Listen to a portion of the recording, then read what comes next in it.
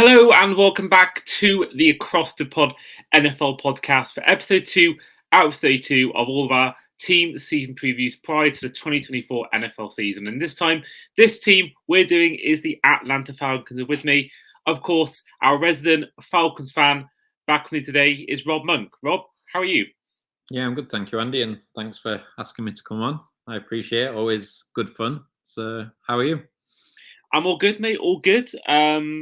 Yeah, it's some nice actual weather for once in mine. The weather's been awful, isn't it? Really, the whole summer's been pretty crap weather-wise, but I think Sunday and today have been really nice weather-wise. It's a shame that today I was stuck in work, but Sunday was lovely, and I'm sure you had a great time at the FFC event in London. Of course, I'm sure that was nice weather as well. How was that? Because we touched on the JTT Cup with Matt Cullen on the podcast back in March, I believe it was. And yeah, obviously that event happened this weekend, just gone. A week's time by the time this podcast is released. But how was that overall event for you? Yeah, it was really good. Was obviously there on Friday. Lucky enough to be in the Scott Fish Bowl again. So was live drafting on Friday night. Probably had a few too many beers.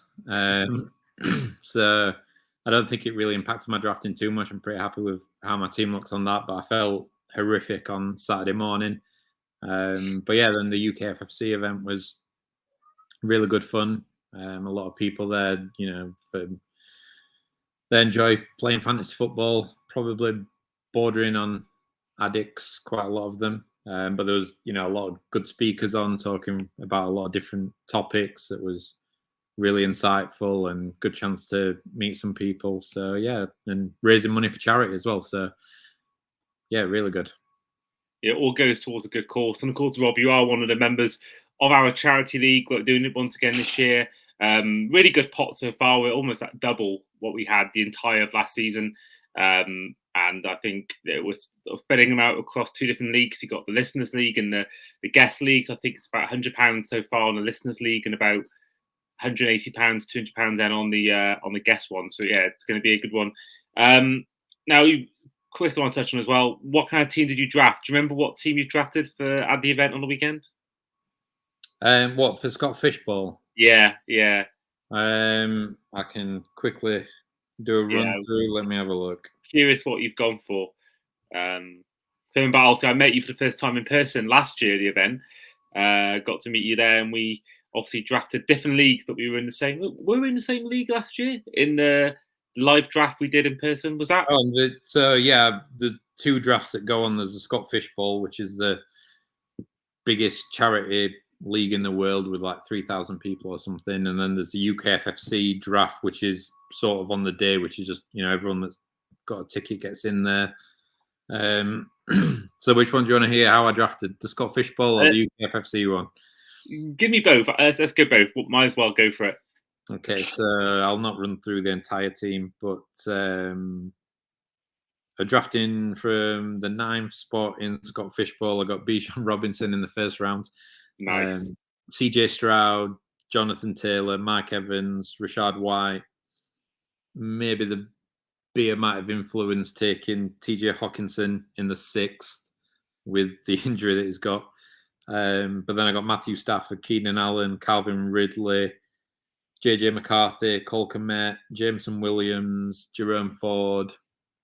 So yeah, I think I got some pretty decent value on wide receivers.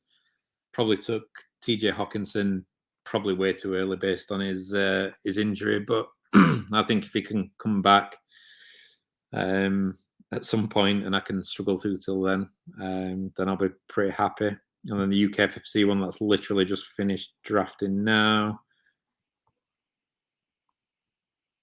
If I can find how to get into the draft. Yours finished now. Mine's still on the 6th round. Mine's still. It took us a day to get the second pick of the whole.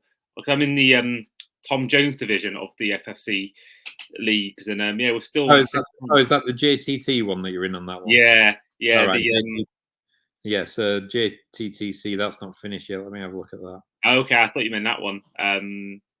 So in that one, I got Patrick Mahomes with the 8th overall pick. I got Amon-Ra St. Brown in the 2nd, Travis Kelce, Kyron Williams in the 4th, Jared Goff, and Nico Collins in the 6th.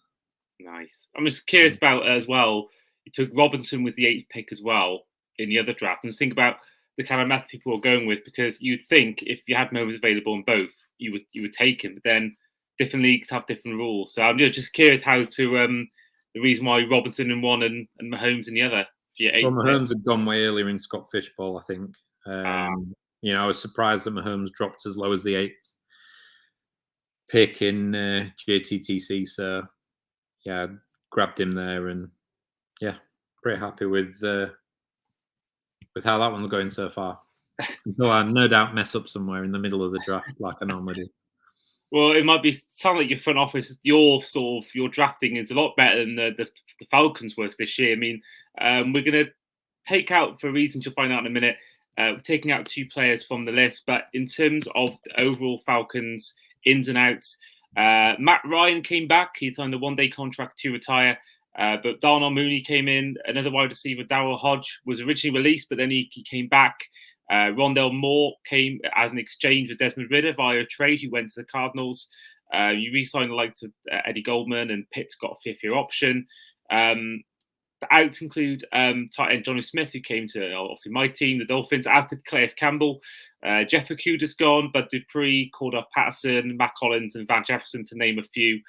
And then drafting-wise, after your first round, you took the likes of Rook Ahoroho, defensive attacker out of Clemson. You took Braden Trice, 74th overall, linebacker out of Washington. Another one includes the likes of Brandon Dorius, defensive tackle, Oregon, 109th overall. Now, taking away those 2 guys we're going to mention in a bit, your overall thoughts on the Falcons offseason? So, yeah, I'm pretty pleased. I think we've got the basis of a really strong offense already anyway. Our offensive line is above average, bordering good. They were really strong last year in the run game. When we came to passing, pass protection was an issue. Although it seemed to get better when McGarry got injured at right tackle and Storm Norton came in. Pass protection then seemed to improve a little bit. But I think the offensive line is good. And then obviously when you've got players like Drake London, Bijan Robinson, Kyle Pitts, you've got the basis then of 3 really strong players. Drake London had a strong season. Kyle Pitts, since his injury, has probably not hit the heights that anybody expected him to. But I think hopefully this season we can start to see some progression there. And then Bijan Robinson, obviously at running back, we can hopefully see more from him as well. You mentioned Robinson there. Sorry to interrupt. It was this is the guy who had an interesting first season as a rookie. Arthur Smith seemed to not use him at all the way that he should be. Do you sort of expect him to maybe to explode in 2024? Because I think with a new head coach obviously coming in, Raheem Morris, and you'd like to think that he's going to want to use Robinson to the best of his ability. And I think they've already talked about him having a McCaffrey role in sort of the offseason so far, and becoming that dual threat. And yeah, just how much do you see him exploding? Obviously, you took him in your fantasy draft, 8th overall, so you obviously think he's going to have a good season. But how much do you see him exploding now that you got no longer Arthur Smith as your head coach? I think there's a couple of ways you could look at it. Really, we had the 4th most rushing attempts in the NFL last season. So on that basis, and everybody knows this, Arthur Smith's offense is run first. So you'd expect getting someone like Bijan Robinson in is the perfect running back for a run first offense. I think situationally, yes, we probably didn't use him in all the right situations. Tyler Algier also got 186 snaps, I think it was, and nearly got 700 rushing yards. And to be honest, I don't really mind that. I think Algier had a great rookie season where he got 1,000 rushing yards. I think he earned the opportunity to still get plenty of snaps. And I think from a healthy and longevity perspective for Bijan was let's not absolutely run him into the ground. So yeah, I could probably see Algier losing more snaps to Robinson. Obviously, Cordell Patterson was rarely seen, although towards the back end of the season, he did start getting used in certain situations. I think it's probably more about using him better. Although I can see as with the weapons that we've got, bringing Kirk Cousins in, we're going to go more pass heavy rather than run heavy. Yeah, I think you're right. I think that, from more all talking about Robinson, his more involvement this year, and has talked as well about Kyle Pitts being used as a sort of receiver / tight end. There's a lot of chatter about that as well. So I think overall it should be a lot more of of an encouraging offense and more of an exciting offense really to watch. And I think that Algier I really like. I think he has to be, you think, one of the best backup backs. I think in the entire league. You got, top of my head, A-Chain's there, and I really can't. And obviously you got he's a guy at the 49ers, Elijah Mitchell. I think there's a good case for Algier being one of the better backup backs or RB2s in the league, because whenever I see him play, he always does something. And go back to fantasy, he's always been someone that does get points from now and again. But I do think that, with Robertson, without Smith there getting more reps, I don't see him, exactly what you're saying, I don't see him getting the reps and the touches that he was getting maybe before that was after Smith. So I think if you are a team that is looking to get a running back, I think you can certainly probably get Algier probably for a fairly good deal. I'll probably offer a third or fourth, and that would probably be, they'll probably take that, the Falcons. So I think for me, yeah, I think it's a really exciting running back room and offense in general. You got Drake London there as well. Darnell Mooney could be someone that could be of use as well, and I think he's got potential to unleash it in Atlanta. But of course, it all goes down to the quarterback, and I did allude to it at the start of the episode. Two of the ins that we saw involved, not only did you sign Kirk Cousins to a 4-year, over $100 million deal, but also took Michael Penix Jr. 8th overall out of Washington. I mean, I talked to you in private chat about it at the time, but I just want to get your thoughts again on just what you thought at the time, and maybe has anything changed for you since that draft happened in terms of your thoughts on the decision to take Penix so high in the draft? No, I think when it first happened, I was like, what are we doing?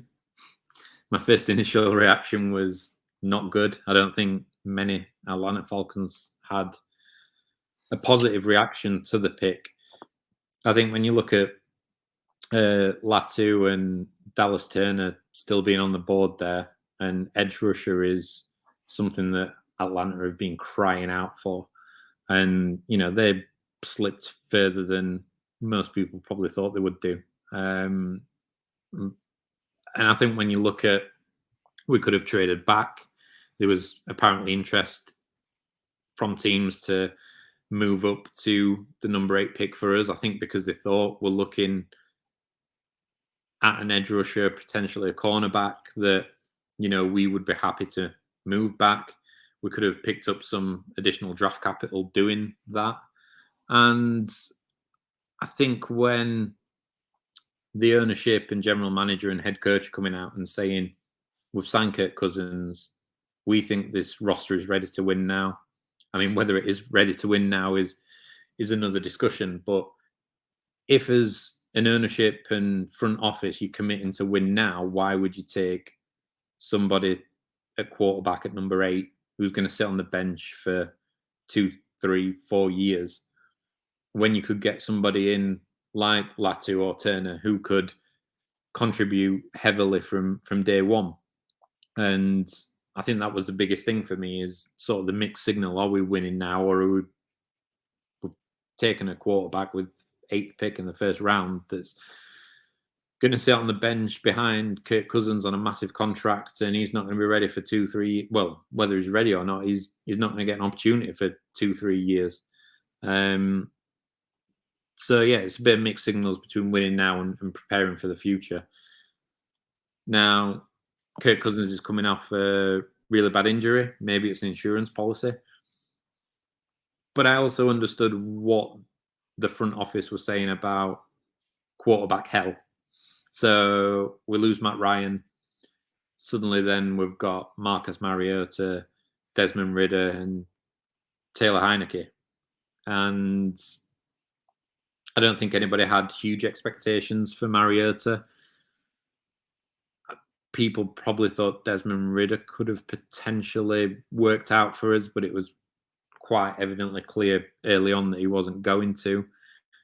And then Heineke coming in, he played well at Washington and could probably be serviceable, but it really didn't work for him either. And I understand the narrative that we don't think the Falcons are going to be picking in the first half of the draft anytime soon.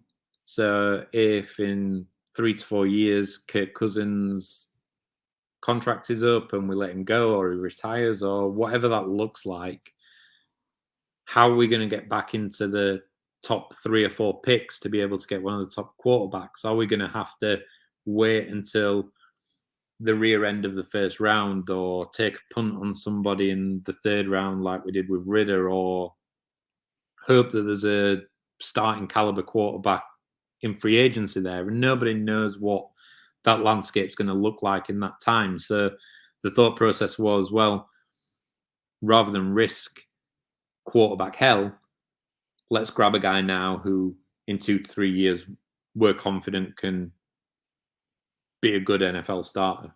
And I can understand that, especially after what we've been through the last 2 years. And I appreciate that. And if it works out, brilliant. If it doesn't, then, maybe we'll look back and say, well, you wanted to win now. Why didn't you go out there and grab a difference maker with the 8th overall pick?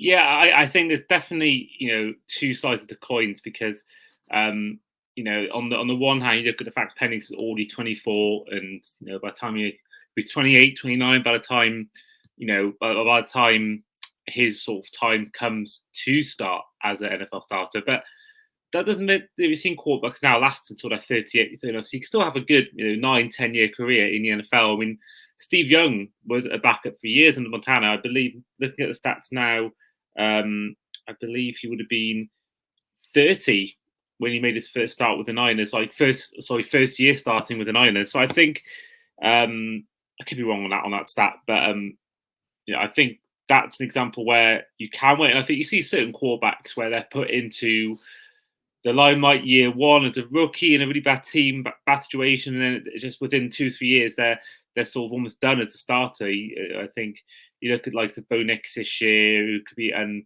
that could be a really horrible situation for him. Just put in a horrible team, and after 2 years you're just done, and you're battered, and you got no chance of really succeeding. Whereas I do, in a way, whilst I think you should have gone for Dallas Turner, I do also see why on the other end, because I do feel like, if you got 4 years, albeit Kirk Cousins isn't a Favre, he isn't an elite quarterback to learn off like Rodgers had, but I think just how to be an NFL quarterback. Cousins has been very, very good, but not great in the NFL. So I think, and there's not many better role models than him. So I think there's probably not better to learn off. And I think Cousins realizes probably that he's only got 4 years left, and that's if he's going to even last for 4 years. So Penix may even come in within 2 years, or could even do, I forget the guy's name in Seattle, where Russell Wilson comes in and just outdoes him in practice, and then they shock everyone by starting Russell Wilson, and then they definitely didn't regret that after they did it. So yeah, I think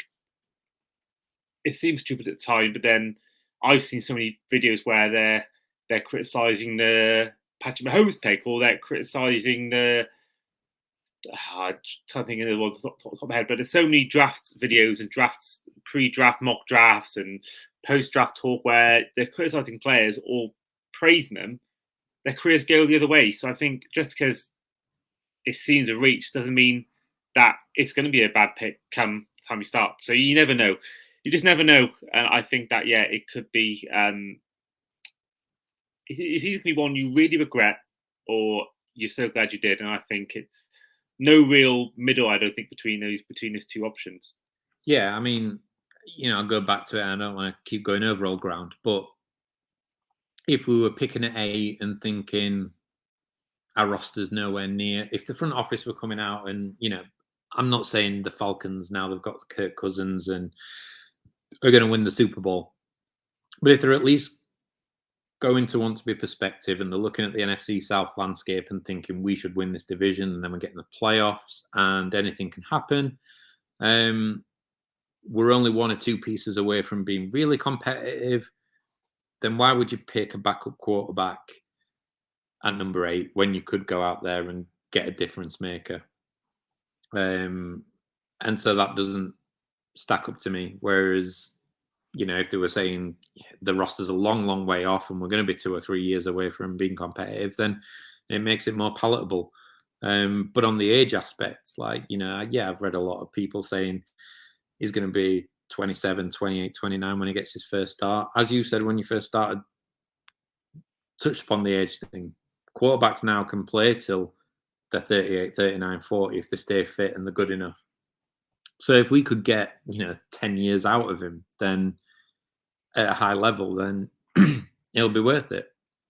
He's got his own injury issues to contend with. But on the flip side, with that added age, he's not going to be playing week in, week out, unless Cousins goes down with an injury. Therefore, he's not going to be getting hit. He's not going to get battered. He's going to be able to look after his body for the next couple of seasons. And that can help. And I do think that Kirk Cousins, while he's not a top-tier quarterback, he's made a good living out of the sport. He's played at a good level. He's a professional. I think he will be a good role model for Penix to learn from.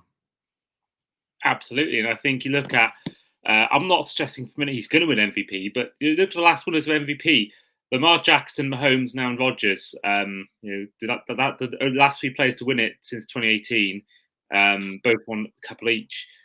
All of them sat behind the quarterback, albeit not for 4 years, but Rodgers was behind Favre for 3 years. Lamar Jackson spent, I think, 2/3 of his rookie season behind Joe Flacco. Mahomes spent the whole of his first year behind Alex Smith, and we all know what they've done. And other quarterbacks you look at in the past that have started week 1 don't have that sort of career. So I'm not saying he's going to become Mahomes or become Rodgers, but I think everyone was saying, why are you taking Mahomes when you've already got Alex Smith? So I think if they feel he's the guy for the future, then I don't see any problem with it. But I do think at the same time as well, if you see Dallas Turner absolutely ripping up for the Vikings, I think most Falcon fans are probably going to go, oh God, that could have been us. Imagine that with our team we've already got. Yeah, I mean, Jordan Love's another one. Look at the season he had last season after sitting behind Aaron Rodgers. But, you talk about draft picks as well. You look at, 2 that stick out for me at the moment off the top of my head. Zach Wilson. How'd that work out for the Jets? Yeah. You look at the year that Mahomes was drafted, and he was drafted 10th overall, was it? Yeah. Mitch Trubisky was drafted 2nd overall. Yeah. How'd that work out? I know. And you look at Josh Rosen as well, Sam Darnold. Yeah. I mean, you look at Carson Wentz as well. You could have some sort of argument for Jared Goff as well. Like with the Rams, the way that, his career fizzled out there without setting the world alight. You look at him now, he's gone to the Lions, and for the last 2 seasons, he's looked really, really good. So his career has panned out, and the Lions are benefiting from that. But he's another one at the Rams where that didn't really work out for them. So, there's players drafted, in the top 5, top 10, top 1, top 2 picks that are absolute busts. Then you look at, on the opposite end of the spectrum, Brock Purdy. So when you consider all that, I don't really mind it. The only thing that, as I've said, we've just signed Kirk Cousins for a 4-year contract, huge contract, committed to him as a quarterback and said, we're ready to win now. That's what we're going to do. If they were true about that. Maybe they should have gone and signed a difference maker that could have made a difference in the next season and help for the next 2-3 seasons rather than looking further down the line. But the Cousins contract has also got an out for the Falcons after year 2. It's probably not particularly favourable, but at least after year 3. So yeah, we'll just have to see how it goes. Now, before we go on to our win-loss tie segment, I want to ask you, I realise I've not actually mentioned this in the running order, but for you, Rob, quick question. Who is the most likely Falcon to win MVP in 2024?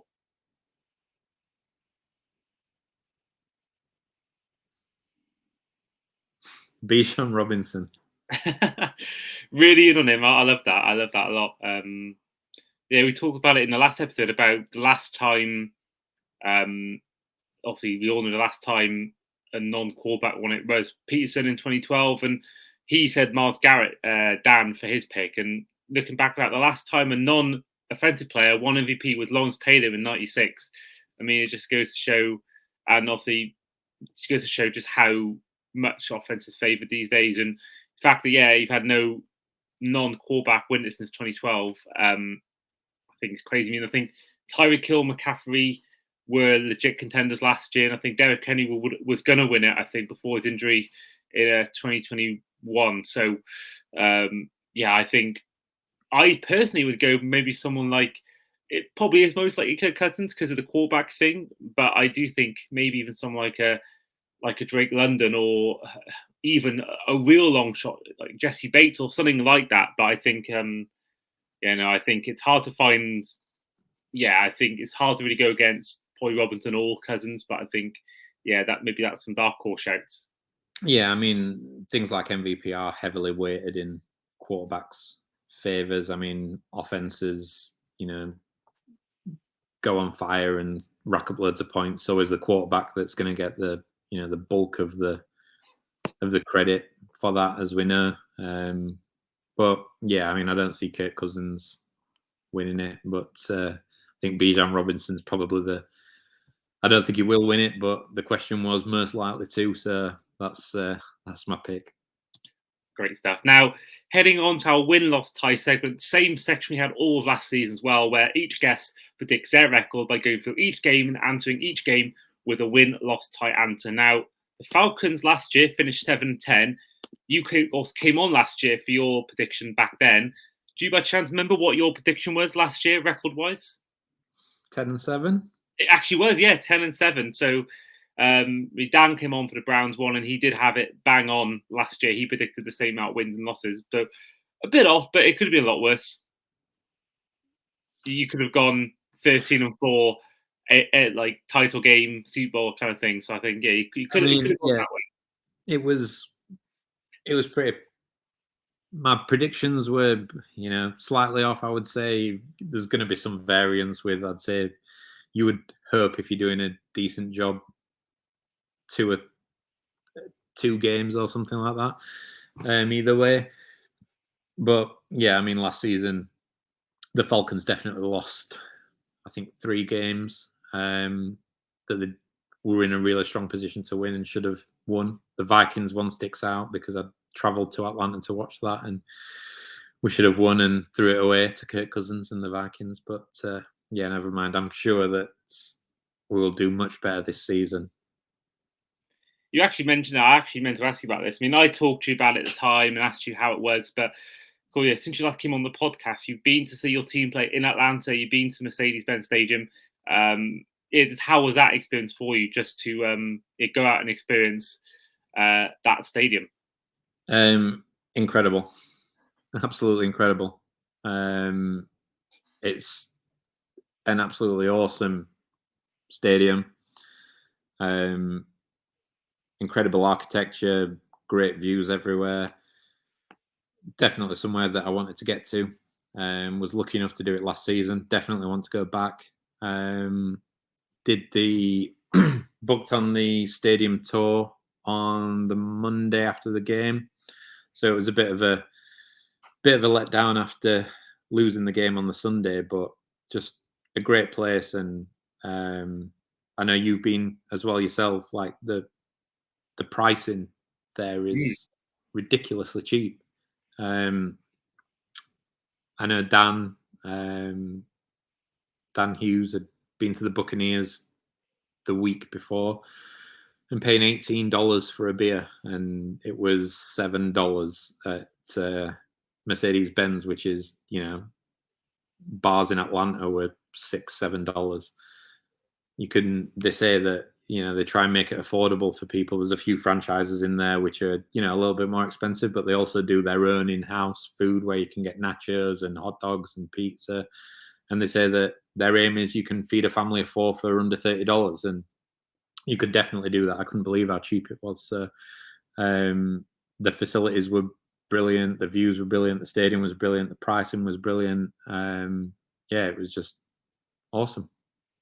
Yeah, I love the fact it was cheap. I remember I got 3 slices of pizza and a box of popcorn for like something like $7. It was unbelievable. And it was like $1 a slice basically for the pizza. And I may have got water actually as well on that, but it's just I found that really, really good because people who know my story, I've been to all these stadiums and nowhere was as cheap as that. I mean, I think I paid $7 for a water in Levi's in San Fran on its own, let alone for all that food combined. And that was our food for the day sorted in a way. I love the fact as well that it was really like commutable. I remember literally you get off the subway and you literally you're right there.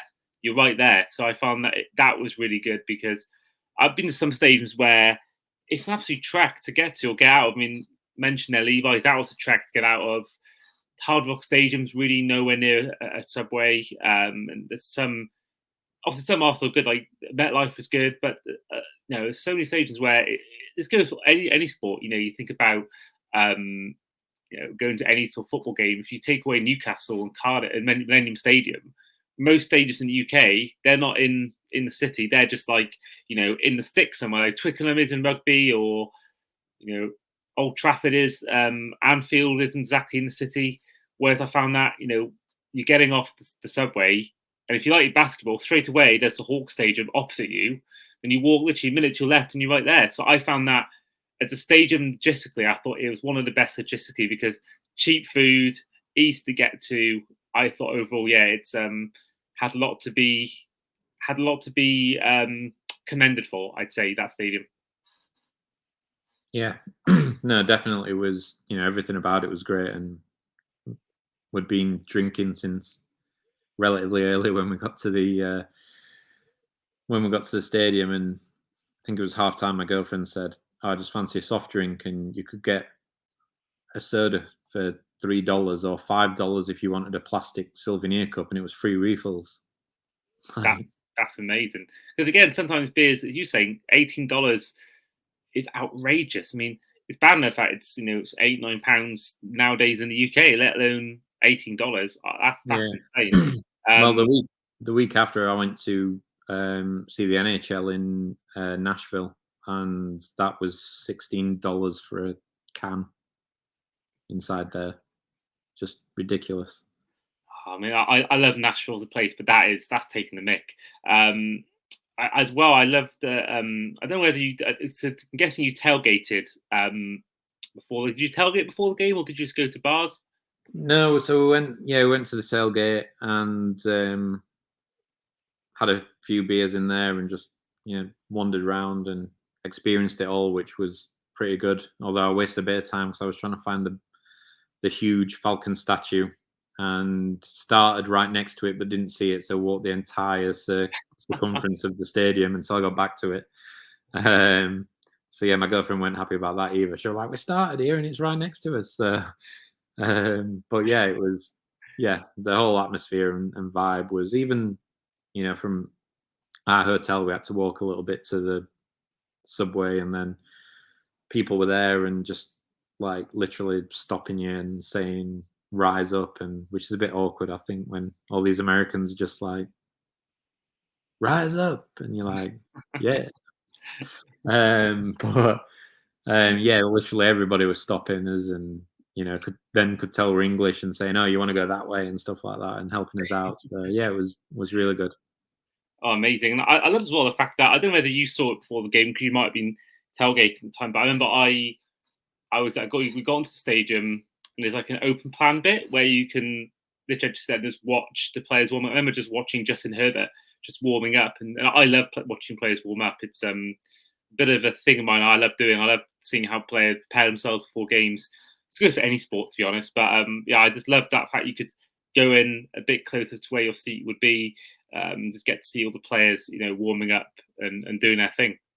Yeah, we walked the entire concourse and stopped at every viewpoint. There's the big platform, which is called the View of the City or something, where you can literally it's all see-through and you can just see the city from there. And also just you've got a view straight down the field. So yeah, we had a look from there at warm-up time, and yeah, it was just an incredible experience. Yeah, amazing. And anyone who has a chance to go there, if you are listening to this podcast, you want to go out to a Falcons game, I hope we've sold it enough to you in these last 10 minutes to make you want to go. The only downside is you have to watch the Atlanta Falcons. That is true. I mean, actually, the game I went to was actually an amazing game. It was the one I didn't remember. It was 2022, where it was against the Chargers, where there was almost like 2 fumbles in one play. I think Mac got the deciding one, but it was I think the Falcons got the ball. I think the Chargers fumbled it, and the Falcons got the ball, and then they fumbled it from the exact same. It was a crazy, and I think the game ended in a field goal. But that was one of the more crazy plays I've seen live. That was pretty insane. But speaking of the stadium, week 1, you're at home against the Pittsburgh Steelers. So I think we'll win. Okay, Russell Wilson's debut for the Steelers. You'd think Cousins' debut for the Falcons, and yeah, it looks like Cousins is going to get the win. Week 2 is a road game in Lincoln Financial Field against the Philadelphia Eagles. I've gone a loss on that one. Yeah, I don't blame you at all. Doesn't get any easier in week 3 at home to the Chiefs. A loss on that one as well. Yeah.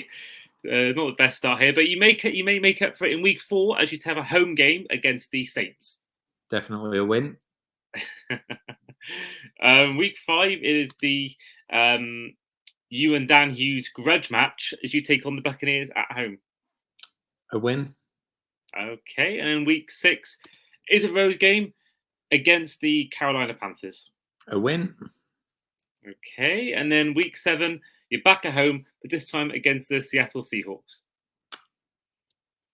This one was going to be a tough one for me, but I've gone for a loss. Okay, I get that. They're a weird sort of team. You don't know what they're going to do. Same as the Saints, you can't quite work out whether they're going to be good or bad, but they got some good players there.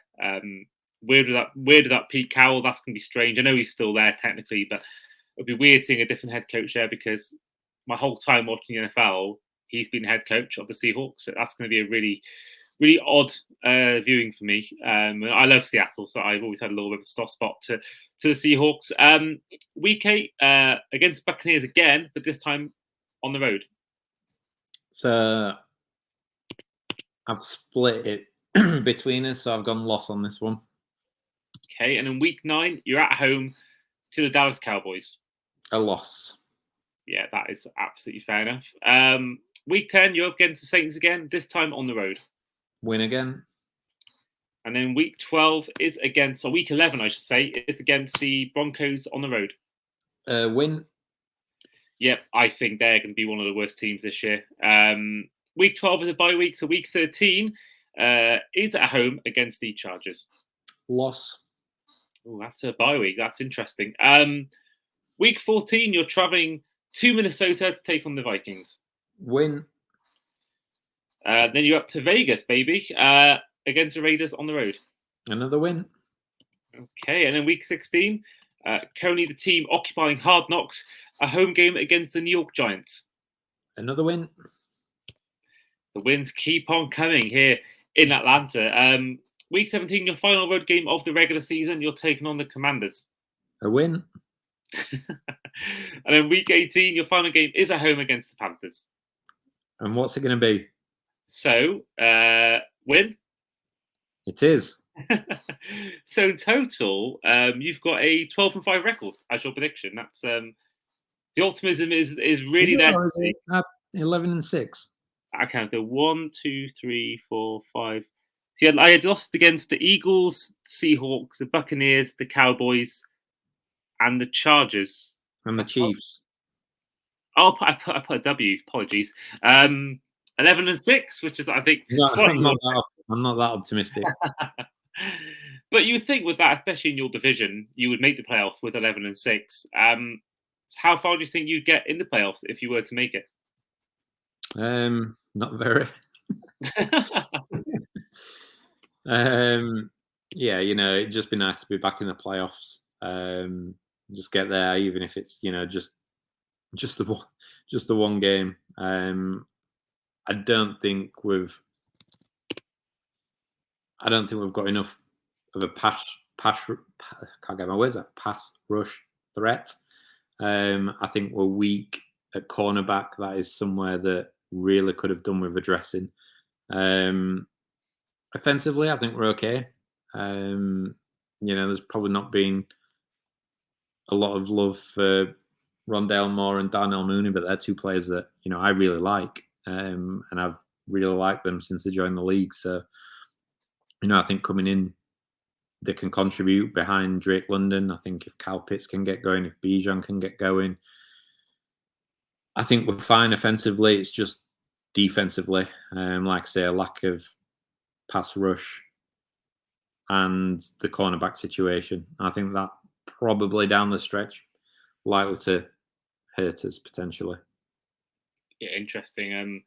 I do, I think there's a good chance you could win the division share as well. I think no matter what happened to quarterback, because I think that Panthers are going to be nowhere near competing for even second place in the division, let alone winning it and making the playoffs.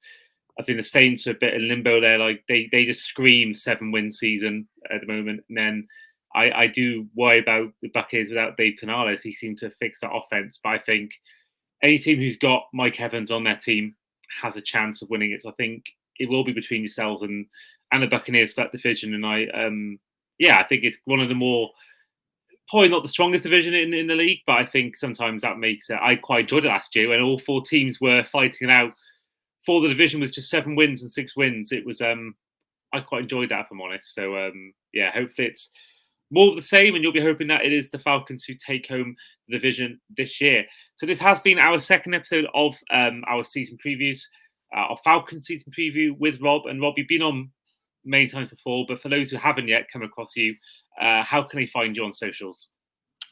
I'm on Twitter. I can't even remember what my Twitter handle is. I think it's just RobM24. Let me point that for you now, because oh no, it's not. It's Rob Monk 24. Let me just confirm that for the listeners if it is the right one, which I think you are right.